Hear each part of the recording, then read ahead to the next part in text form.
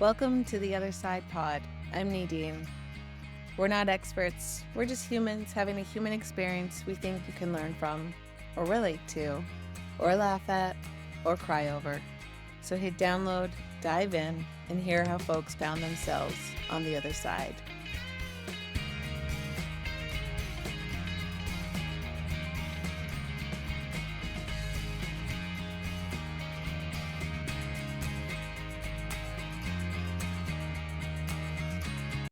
Okay, we're recording. Henry, March 17th, 2020. What the hell went through your head? Actually, I didn't know what to think, so it was more of an unknown territory for all of us, obviously. More so for us, it was a temporary thing. We thought it was going to be over within a week or two, as the authorities, the health authorities were telling us at that time, and it was um, it was rather at the beginning, it was rather weird, different, but also not so bad. Like we thought it was gonna, um, just blow away and we'll be fine in 2 or 3 weeks. Obviously, we know that was the wrong impression. Yeah, sure was. Okay, let's back up for a hot second and tell me who you are. Okay. My name is Henry Assad. I'm the CEO of Happy Goat Coffee Company. And anything else? No, what? Where did Happy Goat come from? Like, tell me the very beginnings. Sure. So I started in the coffee business in 2008, 2009. It was not Happy Goat. I started a company called Wake Up Coffee Roasters. And I actually bought the assets from another company. And we started roasting white label for other distributors, Wait, for other, what does white label mean? oh, sorry. So you roast for other brands. Okay. So you don't roast your own, you just roast for other brands, right? And was this in Ottawa? What it was in Ottawa, yes. Okay. And we actually started roasting for Happy Goat, which had been found by a gentleman called Pierre Richard in 2009. And so we started roasting for him in 2009. And then things started developing, and he had some issues, personal issues, that he had to basically get out of the business. He had incurred a lot of loans and debts, and he preferred to get out of the business. So I made a deal with him to buy the company from him. And in 2010, we started producing Happy Goat Coffee under the brand Happy Goat Coffee. Oh, I was wondering if you named it because I wondered where Happy Goat came from, but you didn't. Yeah. Well, if you go on the website, there is what we call the Legend of the Goat, right? Which was, originally started in Ethiopia and in the hills of Ethiopia, and it is basically the goats that discovered coffee by eating the cherries and being hyper and happy. And then the monks, the shepherds brought it to the monasteries in Ethiopia, and they started experimenting with it, and that started about 600 years ago, and now here we are, right? Ah, so you buy the business and in 2009 and in 2010 you have one location?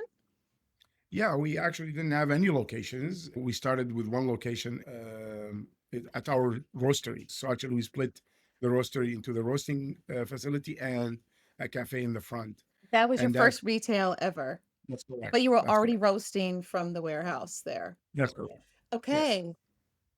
And from there, how long did you have the one retail location before your In big expansion? 2011, we started looking around. Actually, we didn't really start the retail until 2011, mid 2011, close to 2012. We did roast. We kept roasting for Happy Goat. And then in 2014, we started looking for our second location. And I stumbled upon a location in Sandy Hill. That was our second location. And that's, again, the rest of it is history, because we've had it ever since. I think we started in 2014 or 2015. So And we've had it before for be- years. Sorry to cut you off. Before the Once Sandy again, Hill location and before the Laurel Street became a retail, you were roasting beans for Happy Goat Coffee and selling Happy Goat Coffee prepackaged to what? To grocery stores? To grocery stores, small, independent cafes, right. restaurants. Yeah. Got you. And so when you opened retail, what was the push to go retail? Why not just keep doing distribution? I think what prevented us from doing retail before is the lack of owning a brand. So we always wanted to do retail, but because we did not have the brand to actually promote, we opted to doing, white label. Having said that, eventually we would have done probably retail without the Happy Goat brand, but the brand actually accelerated the process and we started looking into more and more retails. Okay. And now I'm super curious, how in the world did you get into sourcing coffee beans and learning how to roast them in that big warehouse? Like, what was the beginning of Henry going to source a coffee bean? So originally we did not source directly. Now Okay. our forte is sourcing good coffee directly from the country of origin, going down going down to the whether it's Colombia or Brazil or and sourcing. Now at the beginning we did not. Our volume did not really allow us to go to different countries and try to source it directly. We could have, but it would have been price wise prohibitive to actually be competitive, right? So although we felt that we have a good story to tell, our objective was to actually source directly and to have a story of the farmers told to the retail customers. As you probably know, before 2010, before the third wave, what we call the third wave in coffee, there wasn't really very, especially in the Ottawa area, that you had the brand names, the big brands, Starbucks, Second Cup, but there wasn't really any specialty coffee per se, and that's when we started thinking about sourcing directly and sourcing good coffee directly, and thought about it before we started building the relationships with the farmers and building relationships with logistic partners to be able to actually bring them into Canada directly from the country of origin. So personally, I will admit that was not really a passion of mine.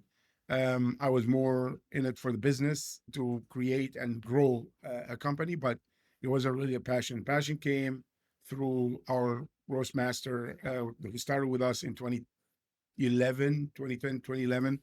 Uh, Hans Langenbaum. He's also on our website. He's the master roaster, and we've developed all these with him. And of course, now the team. We have a team of almost 10 people here in the warehouse. So, do you remember the very first trip? Did you go with Hans or did Hans go directly to visit a particular area of the world and source from a local farmer or I guess try the product. I don't know how you even go about this. So, was there an initial trip down or over or there? Yeah, yeah. I mean, Hans had his own coffee business in Germany before he immigrated to Canada, and Oh, he had made trips to Ethiopia, primarily Ethiopia and Yemen, in Africa, but and then he started going to South America as soon as he started working with us. So Hans is the one that actually did the initial sourcing for Happy Goat and direct sourcing. I'm talking about. yeah. We did have we did have sources, but we went through third parties that brought them over from overseas. So having the direct relationship, direct sourcing, how does that change the business? Other than the story you can tell and knowing you're supporting people that share the similar ethos as you do, I'm guessing that that's who you find because I know who you are as a human. But did it change the business beyond bringing that story with the coffee? Yes,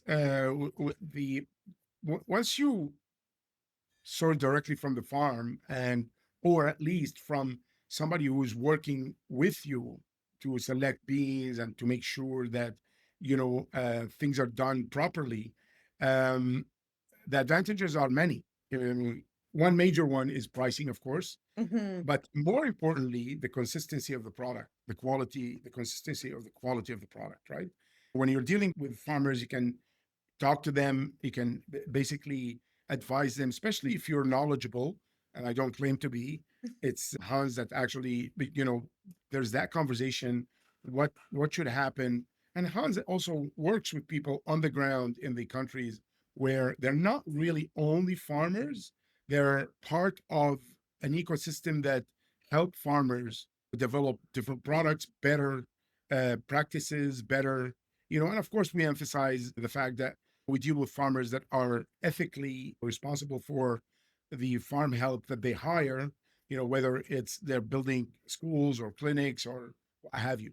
Of course, that those are the ones that produce big lots, right? Where you're not going to buy, you can, but it's not economically viable for us to buy 10 bags or 20 bags. That's why you call micro lots, where we go to smaller farmers and, combine from different smaller farmers and put them in a container and ship them with a big shipment, right? Okay. So I know that I'm like diverging into different subjects because they are different and it's a different way of doing it, doing the sourcing. But it is important to mention that. Yeah, no, and I'm curious about it. So thank you for doing that. What do you have a favorite?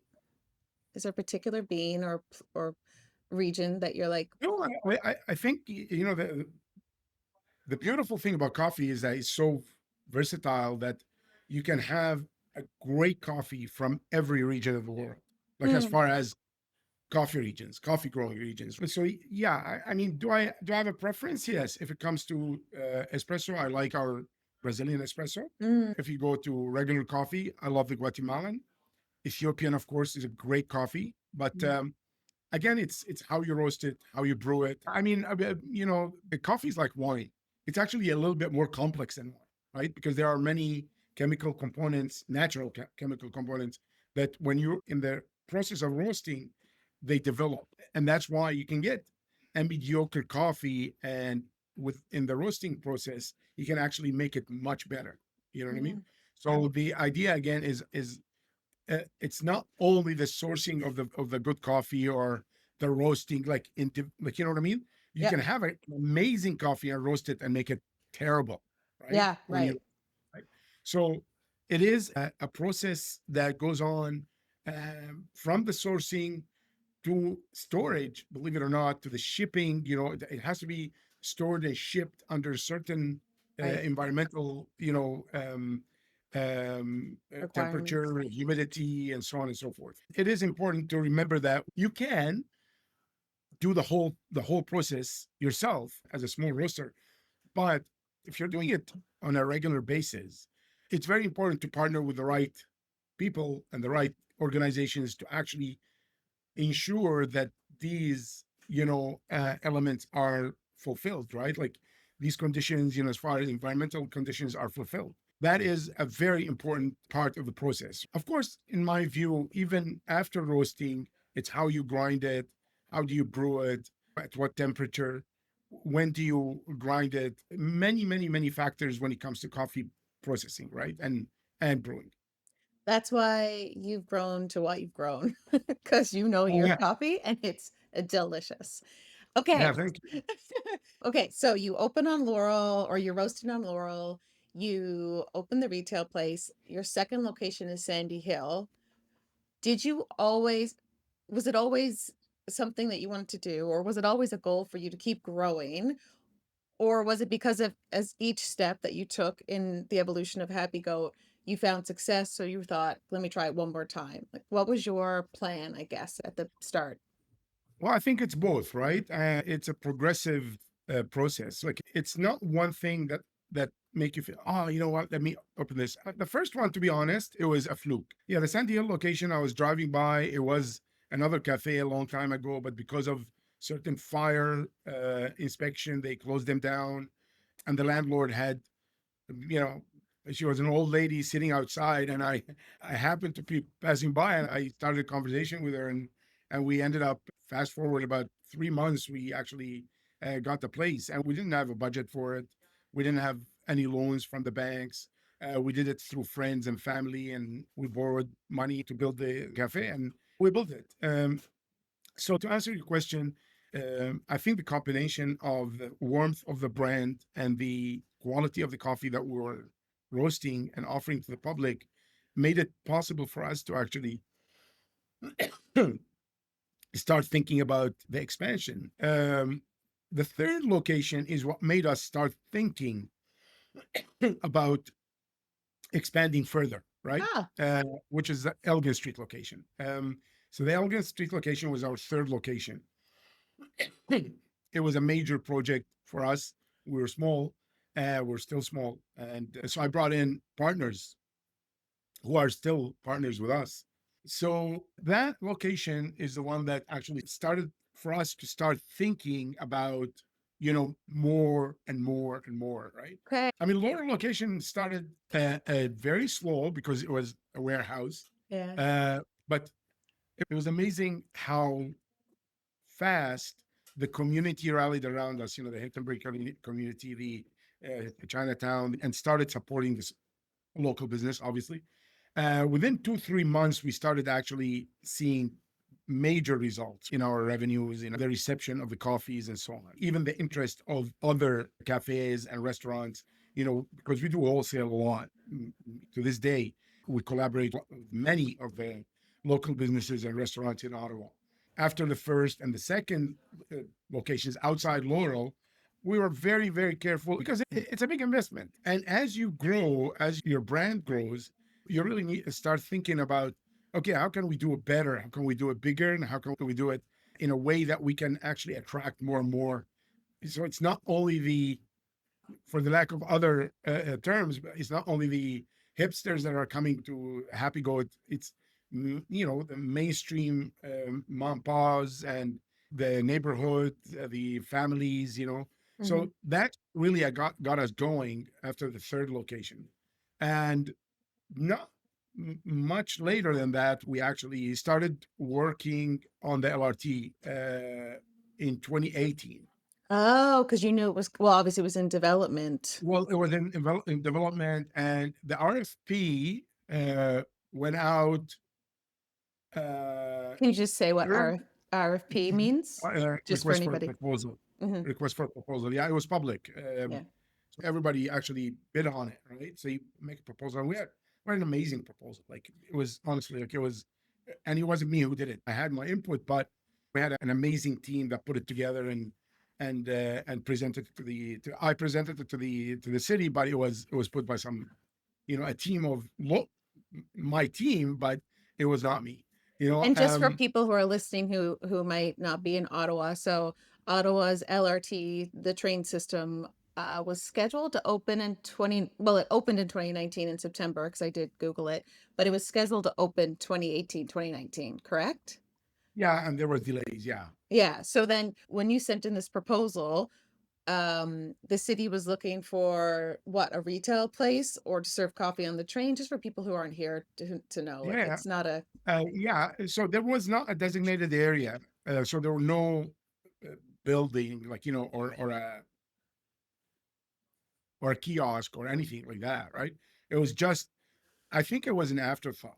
eh, I think the city, and I honestly, I did not have that conversation with the city, but from what I gathered after when we won the proposal, there was nothing. They basically they gave us a piece of cement, okay. and here you go, 4 pieces of cement. Um, I mean, I jumped to 2019 now, but in 2018 we started working on 2 more locations, which were the Main Street location and Hopewell. Sunnyside. Sunnyside was our Sunnyside and Cumberland were number 3 and number 4. And right after Cumberland and Cumberland and Sunnyside, we got the proposal with the city of Ottawa, right? That they like Uh, awarded you the proposal, like you get to that's have right. these So 4 spaces. yeah, so we got awarded the proposal. That was in late 2019. And that's when we started preparing, and we started, we submitted our proposal to the banks, and because, we didn't really have the resources to build 4 locations. Yeah, of The, course. the estimation was like 1.4, $1.5 million to build them, equip them, and make sure that they ran properly. The challenge with LRT was as you know, probably if you take the LRT, I mean, I've taken the LRT, and so there's no heat and there's no air conditioning. So you can't really just put a kiosk and call it a day, put equipment and stuff because the equipment will freeze, the employees will freeze, everybody, Yeah, in the because in winter, Ottawa, again, for anybody who doesn't live here, it gets real hot in the summer, like 35 to 40 real degrees, cold. and a real cold in the winter, like -30, -20s. And just to back it up for 1 second, because I want to like create a snapshot of where you were on March 17th, 2020. You had like if I'm keeping up with the happy go growth here, you had 6 retail locations at that point, right? One big roastery, 6 retail, plus the That's why, LRT. so 2018, that's 2018, 28. you had 6 retail locations, Yeah, and then you were awarded the proposal for the LRT in that's right. 2019, which Which was was before which brought more us, retail. yeah, Okay, so it's late 2019 when the LRT opens, and you're the brand that gets to have these 4 retail locations. Um, and then what, 4 months later, the world shuts down. yeah. The compounded problem for Happy Goat was January 2020 and February 2020, we opened 2 more locations, which is Oh, our Hopewell location, Hopewell mm, and Bank Street, okay. old Starbucks, and our Main Street location. So Main Street and Hopewell opened in January and February of 2020. Right. Ouch, Henry. And then, Ouch. for all hell, And you had and it these was, bank proposals out for money for that's the right, to yeah, build the to LRT. build out, yeah, the LRT locations. So yeah, and so imagine most of our locations opened in late 2019. Not most, I want to say, because it was actually December 2019, our partnership with Staples Canada for their location on Bank Street. So it was like a roller coaster, right? Like it we were, because we were going, like we were really growing, right? Like, Yeah. and we had National Gallery of Canada approached us, Staples Canada approached us, the Alt Hotel approached us, Chateau Laurier approached us. Everybody was approaching us, right? Because we were the brand that was locally known and we were growing, right? So all of these locations actually were not eligible for the COVID help. So subsidies, the, like, whether it's rent subsidies, salary subsidies, none of them What? were. Yeah, the only 4 locations that were eligible were Laurel, Sandy Hill, Elgin, and Sunnyside. Because you So were that's it. open for, you had to be open for Because we X didn't amount have of a time. legacy, right? Exactly, Mm-hmm. because we needed legacy in order for them to to say, okay, your subsidies are that much, your subsidies are that much. So we we were really, really in bad shape. Like, when 2020 hit, the first 2 weeks, who cares? Like, Yeah. we can take care of this, But then, the closing and opening, and closing and opening, and closing and opening, we couldn't get rid of people and then, like, Staff. de-hire people, hire them again. And yet, so we couldn't, we were just going with what the authorities were telling us. Yes, we did well on online. So our online business for beans went crazy, right? Which helped a lot, but it really does not help 5 locations, right? And employees and rent and so on. It was very, very tough. We almost pulled the plug on a few, and luckily, family and friends stepped in and helped us maintain our sort of our existence. But even during COVID, Nadine, we opened National Gallery of Canada, we opened Alt Hotel, Chateau Laurier, and LRT, 2 LRTs, the Blair and Rideau. We postponed Tunney's and Herdman. And yeah, like, we opened them because some of them, the deals were good because we did not have to pay rent.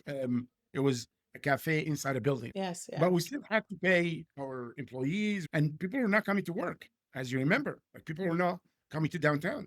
Everybody was working from home. So it was very, very difficult, really difficult period, where at one point, you can't help but think, okay, do we do we continue, or do Yeah. we just shrink back and say, you know what happened happened. We'll focus on the four locations that are very stable, and we just move forward with that.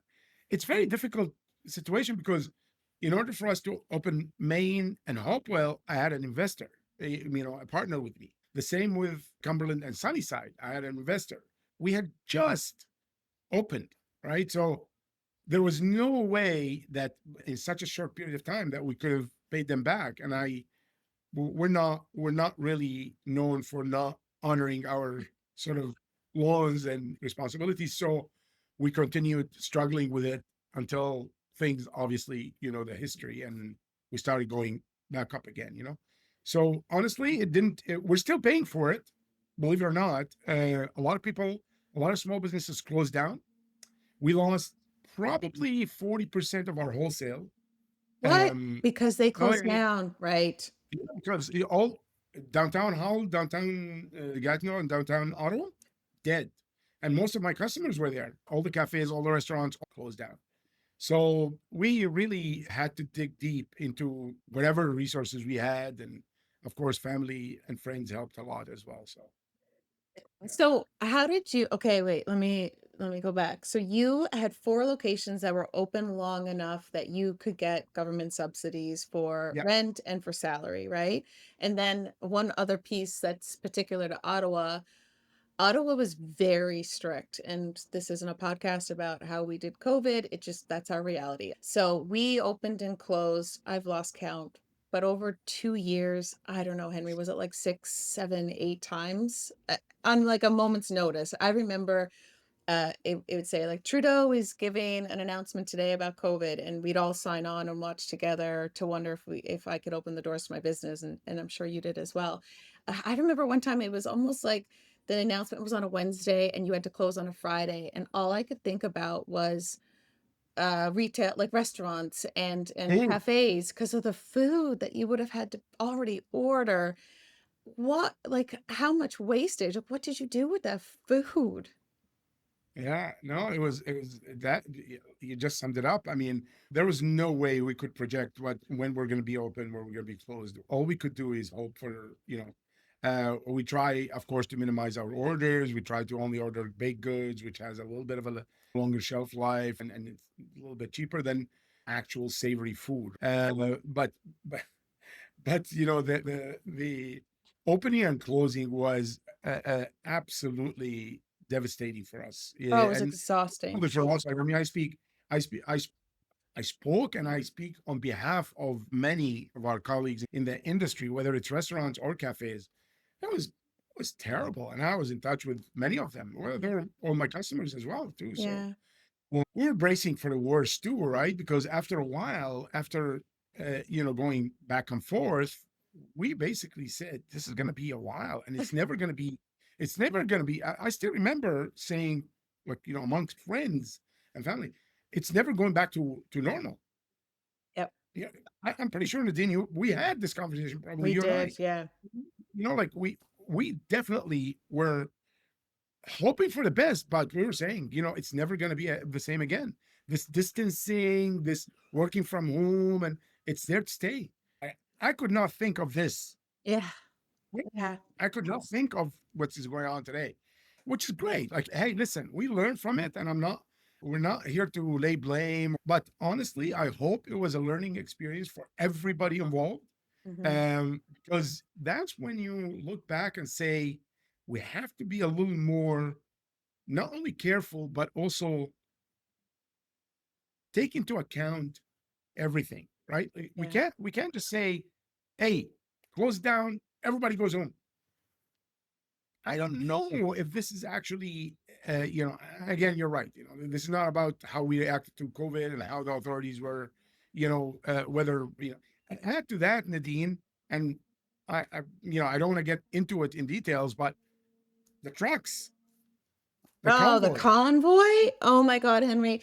Right. Okay. Can you tell our lovely podcast listeners about the convoy experience in Ottawa? Yeah, listen, I mean, I'm all about, and people that know me, they know I'm all about,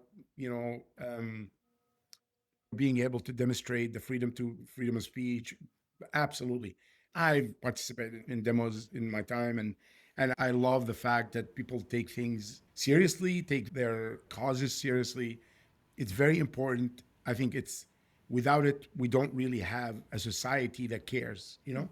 Um, we don't without it, we don't even have a society. Let me put it this way. So it's paramount to be able to have the freedom of speech, to have the ability to express yourself and to express your opinions. But what happened was not a demonstration. What Right. happened, in my view, was an occupation of the downtown core.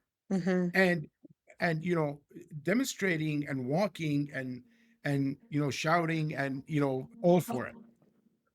What they did was an occupation. It was intimidation. Yeah. Most of our locations, as you know, Nadine, were in the core of the city. Yeah. And I lived actually on McLaren, which is literally almost the epicenter. My daughter lived on Kent and Laurier, which literally was the epicenter. And we could not walk without being harassed if we have a mask on, without being called names and intimidated. And it was to such an extent that many of our employees could not make it to work. Yeah. They would down and go back home because all of our employees actually live in the core of the city. So we closed a few locations. Actually, my partner and I, we had to go in and open it ourselves because employees could not make it to work. So all of this, that's why it came time. There was a class action lawsuit.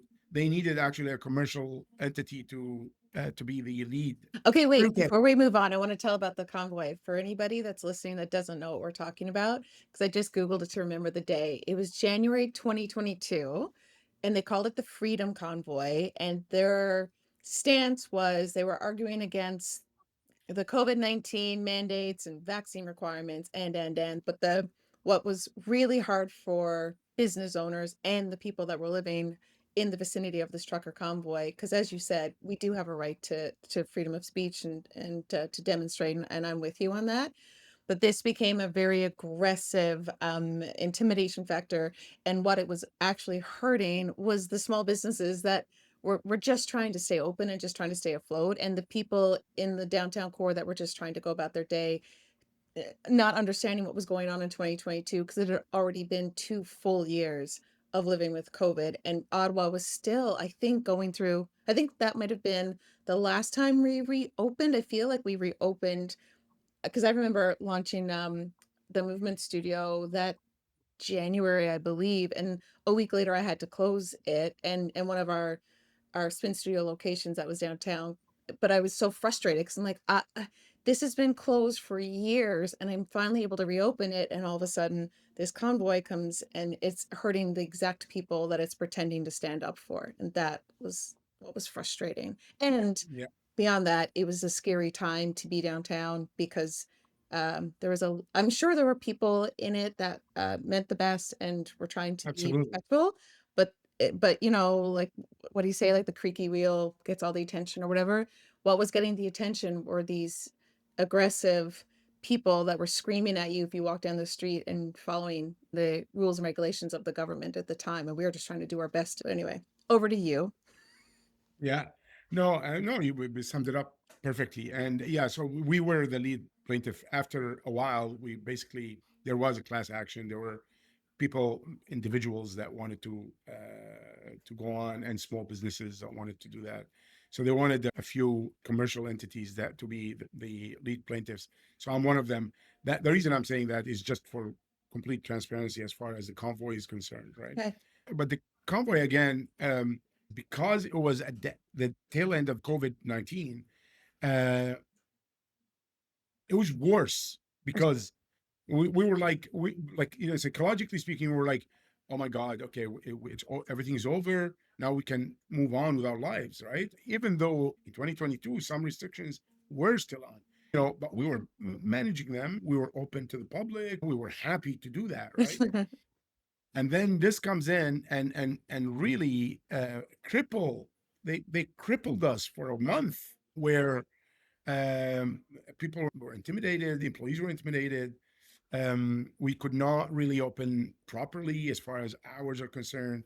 We didn't have enough people, enough employees. We didn't have enough customers, So it was really challenging to justify this and to sort of work with it in a positive manner. And that's why I agreed to go on to be the lead plaintiff on the commercial side of things.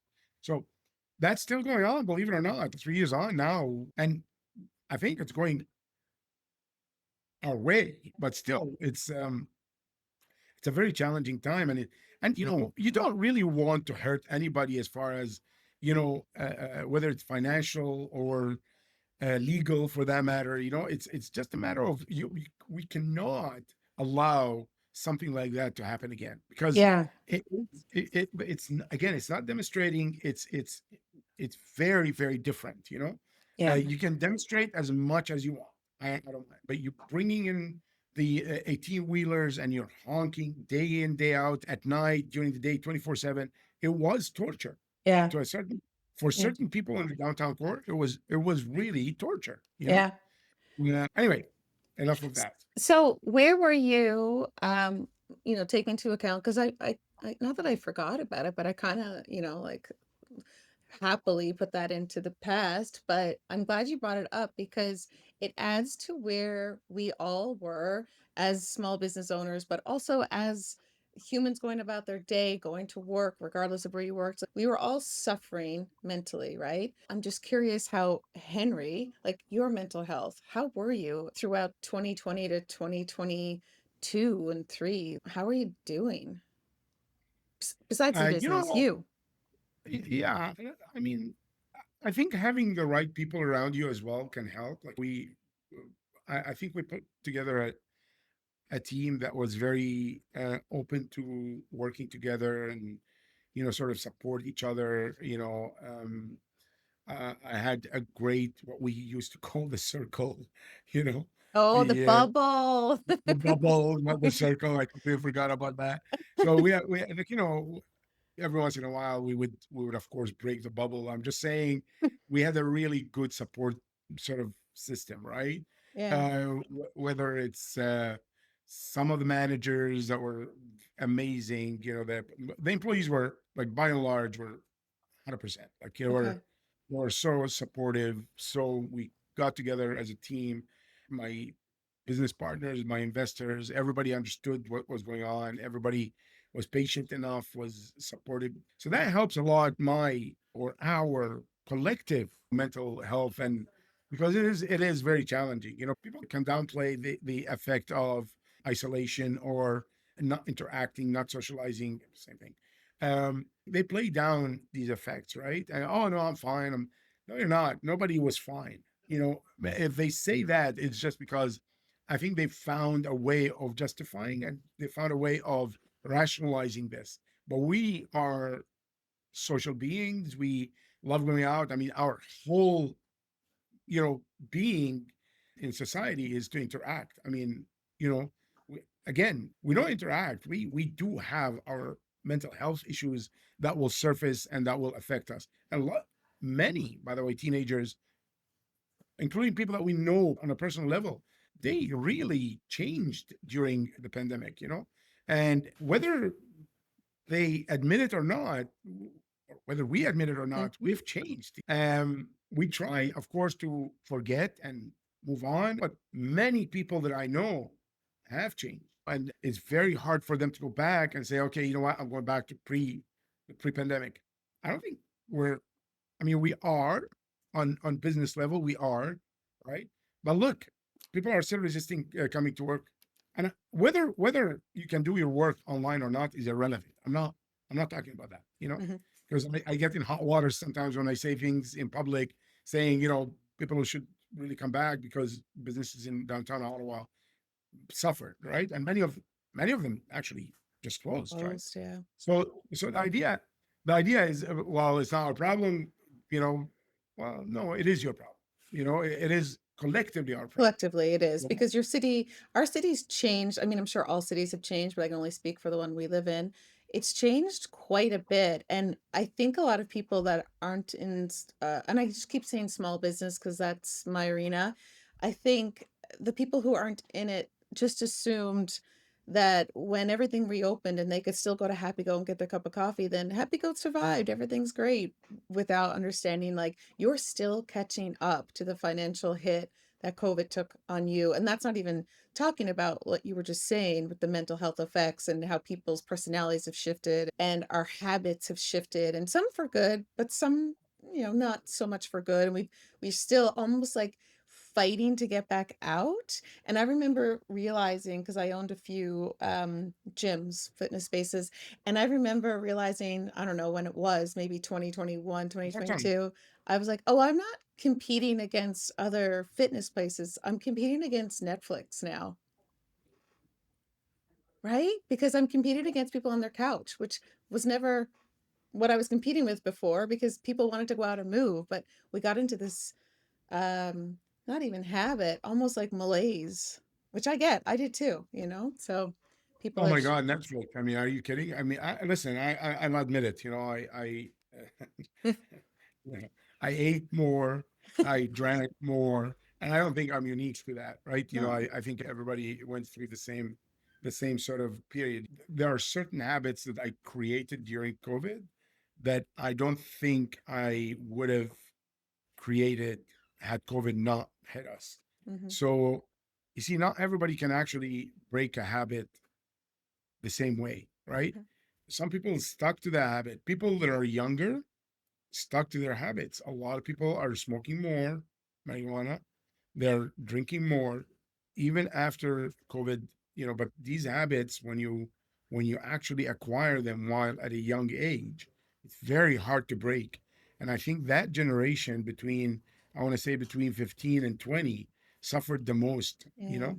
was that we're still developing. And 2 years out of 3 years, I would say, on and off, 3 years out of five is really damaging. Yeah. And And it's such a that's and social time, that time of life. You're defined by your friends in a really it's beautiful actually way, and yeah, if you couldn't connect with them in person, because being in someone's space is so different than being across them from a computer or video game or TikTok or whatever. um I want to ask before we wrap up, there's so many things I could ask you, by the way, but I realize you have the rest of your day to get into. um you said that you were helped out, or basically saved by friends and family. And I'm just curious how that came about. Did you have people, because I feel like you're surrounded by a very good network of people. Um, did they approach you or did you approach them? it was mutual. I think.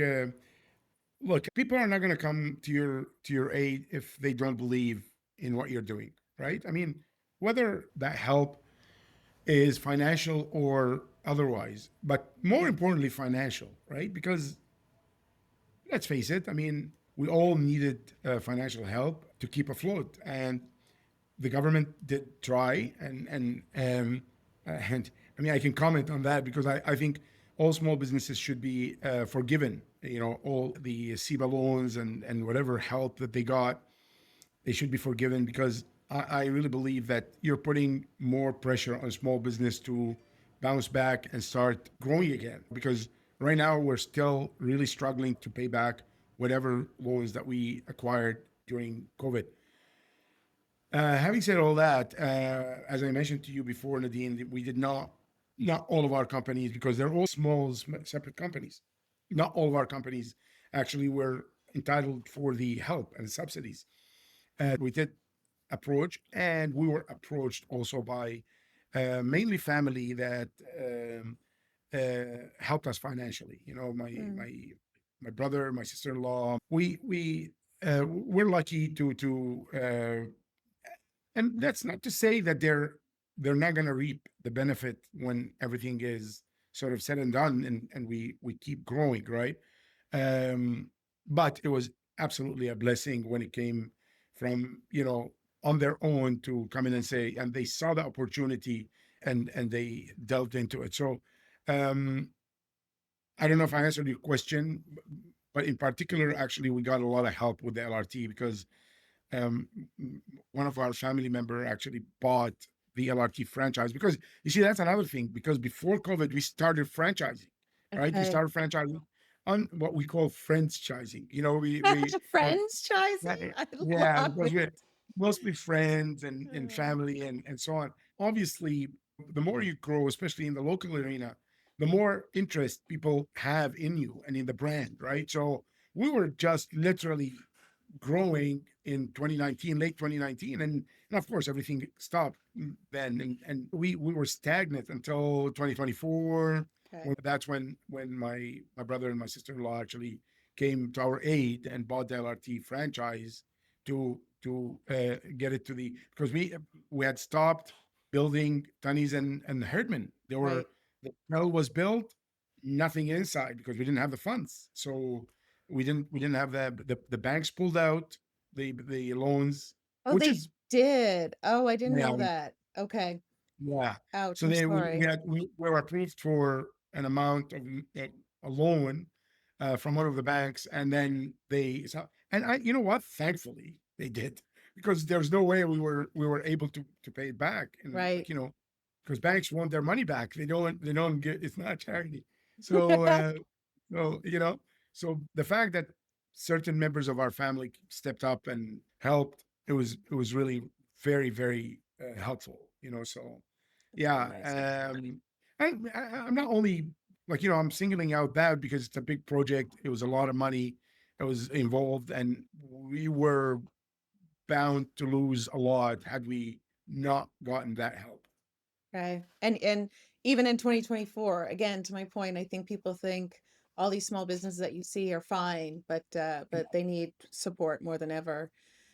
What is the plans for Happy Goat in the next 2, 3, 5 years? Oh, growth, Yeah. ongoing growth. Yeah. So we just opened. We are in the process of opening a facility in Guelph, Ontario, to take care of the GTA. So we are, I believe, October, maybe first half of November, where that's going to be open. It's going to be a roasting facility. My business partner here, Ahmed. I don't know if you met him. He's the one No. that is he's the one that's heading that project. That's going to be a really nice project for us. We're also talking to people in Montreal, developers, building developers, because we are all of a sudden we are into many small buildings. Not small, big buildings, but they want us to. It's an amenity to the tenants, right? So Yeah. those are all franchised, sort of, and yeah, that's our goal. Congrats. Our mission is to really grow as much as possible.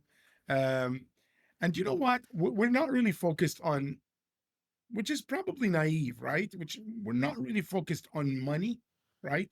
And we want to grow, we want to make money, but we're focused more on growth because I think there's a trickle down effect, right? Because the more we grow, the more we can source from Right. farmers we've been sourcing from, and from new farmers, right? It's really an ecosystem that you're trying to build to create and to help, whether it's small farmers or small cafes.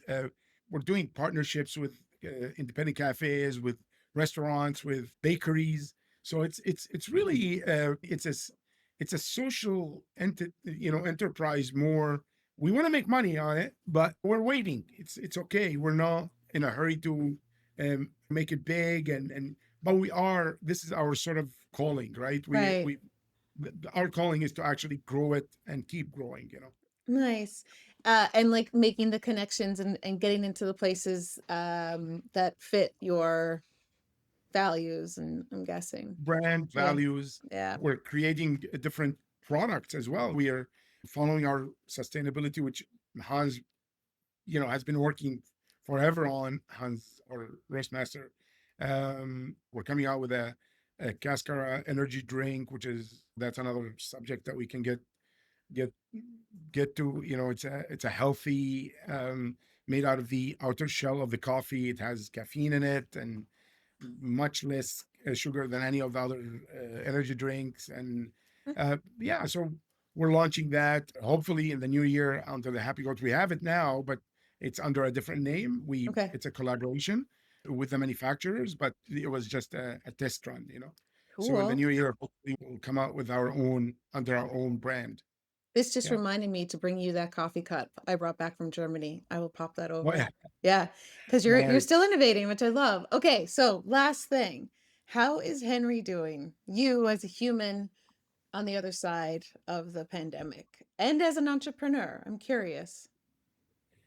Um, I'm good. I really again, I'm very happy with the people around me, my family, my friends, my partners. I think we're good. The only I do worry. I think, you know, for the lack of other terms, I think it's the we don't come from big companies. We're not supported by a lot of money, right? So we're always, every time we take on a project, it's actually our own reinvesting. So we're still on whether it's a personal level or a company level, we're still not where we want to be financially, right? Because we want to be, in a way, leading the way into different, whether it's different product line, different geographic areas. I want to grow it in the rest of Canada, right? Like, I mean, so that takes resources, that takes, human resources, but also which are really financial as well, right? So that's, I think, our next target. Where, how do we get there with as little impact on the company as possible, right? And then, of course, on a personal level, like again, I want to reiterate, I love what I do, and this is actually gives me sort of, it keeps me going, it gives me drive, and I think it's a matter of just how do I, you know, manage until I get to where I want to be on a personal level, right? Mhm. But I'm good. I'm happy. You know me. There's always a smile on my face. There is. You're just the best. Um, Henry, thank you. You're always a pleasure to chat with. And if anybody's listening in Ottawa, go buy some Happy Go coffee today. It is delicious. Keeps me fueled. But seriously, it's an incredible brand. And you said at the very beginning, it's the warmth of the brand, and you nailed it because there's something so warm about it. And beyond the fact that the coffee is exceptional. But you know what? It makes sense because you're behind it and you're just the most genuine, warm, lovely human. So I'm glad you came into my world. Well, Lily, I'll talk to you soon.